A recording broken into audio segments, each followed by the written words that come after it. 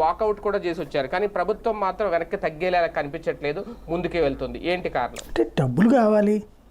రెండవది ఆ బకాయిలు ఏవైతే 17,000 కోట్ల రూపాయలు డబ్బులు గవర్నమెంట్ కడతంటే కనుక ప్రాబ్లం ఉండదు. వెరీ సింపుల్ ఫార్ములా ఒకటే. ప్రతిపక్షంలో ఉన్నప్పుడు వ్యతిరేకించాలా, అధికారంలో ఉన్నప్పుడు అమలు చేయాలా. ప్రతిపక్షంలో ఉన్నటువంటి సందర్భంలో బాదుడే బాదుడు అని నాడు పెద్దగా మాట్లాడేవాడు జగన్మోహన్ రెడ్డి. బాదుడే బాదుడు, బాదుడే బాదుడు అని 2019కి ముందు ఉపన్యాసాలు ఇచ్చారు ఆయన. తను వచ్చిన తర్వాత అదే బాదుడు తను బాదారు కరెంటు మీద.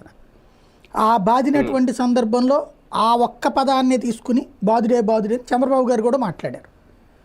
ఈయన పెద్దగానే మాట్లాడారు బాదుడే బాదుడే అని. ప్రభుత్వాలు ఎవరొచ్చినా బాదడం మాత్రం మానవు, కరెంటులో అసలు మానవు. అసలు విషయాలు చర్చించరు, అబద్ధాలతోనే ప్రజల్ని మోసం చేస్తూ ఉంటారు. నమ్మేటటువంటి మూర్ఖులు ఉన్నంతసేపు ఏ పార్టీ తరపునైనా మూర్ఖులుగానే మాట్లాడుతున్నారు, వ్యవహరిస్తున్నారు ప్రజలు. అలా కాకుండా నిర్మాణాత్మకమైన చర్చ జరిగితే దీనికి ఒక పరిష్కారం ఉంటుంది. ప్రధానమైనటువంటి అంశం కరెంట్ ఛార్జీలు ఎందుకు పెరుగుతున్నాయి? కరెంటు తీసుకోకుండానే డబ్బులు కడుతున్నాం కొన్ని కంపెనీలకి. అంటే ఎవరెవరితో అయితే మనం ఒప్పందం చేసుకుంటామో, ఎంతెంతకైతే మనం ఒప్పందం చేసుకుంటామో అంత కరెంటు మనం తీసుకోవాలి సచ్చినట్టు. తీసుకోకపోయినా కూడా డబ్బులు కట్టాలి.